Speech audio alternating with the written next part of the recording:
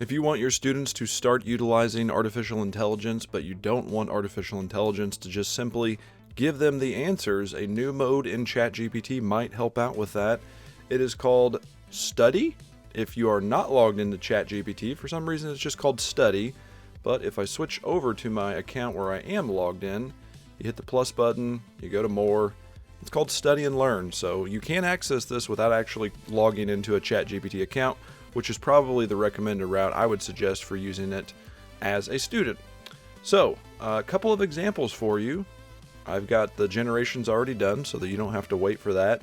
You could just say, explain a topic to me, and it said, well, what do you want to learn about? I said, algebra.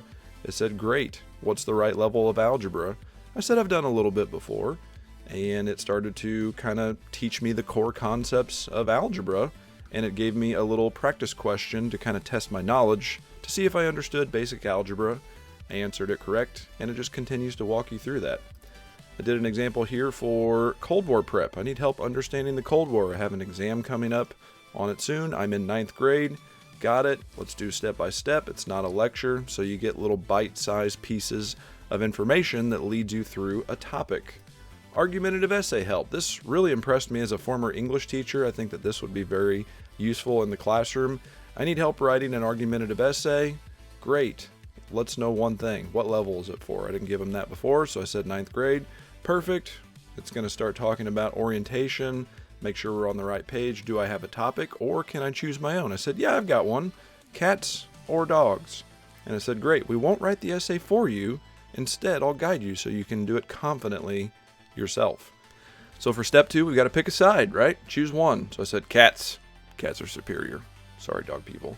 Nice choice. Cats are easy to defend. Build your argument. Why are cats better pets than dogs? Try to list at least 2 reasons, 3 if you can, right? We're building our argumentative essay. So I gave those 3 reasons. Said, excellent. We're going to organize those. So then it says, well, which one is your strongest reason? It's trying to help me identify which one is going to go in my first paragraph, second paragraph, third paragraph, and so on.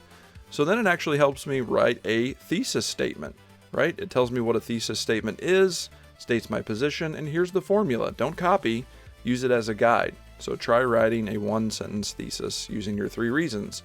There was my attempt, said it looked good, gave a couple of grammatical things that I can improve upon that, and on we go. I was very impressed with this. I thought that it was probably very helpful, especially for students that just kind of struggle with the basic writing process.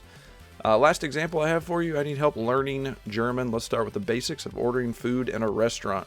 The only thing I wish that it did, that it doesn't do, is that it doesn't do pronunciations, but I did find out that if you highlight a word, I'm using Google Chrome, highlight a word, right-click on it, go to speech, and then select start speaking, it will speak it in a German accent-ish.